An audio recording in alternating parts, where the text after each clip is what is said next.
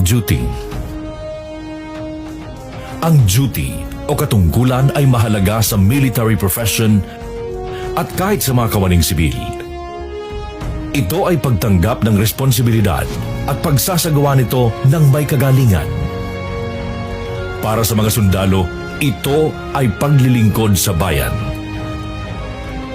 Kung saan, voluntaryo nilang isinuko ang kanilang mga karapatang sibil upang sumunod sa batas militar.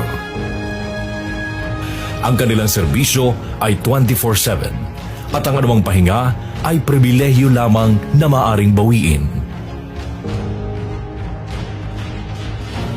Ang pagsunod sa kautusan, kahit may panganib ay tinatanggap ng buong puso. Yan ang nagtatangi sa kanila sa ibang propesyon.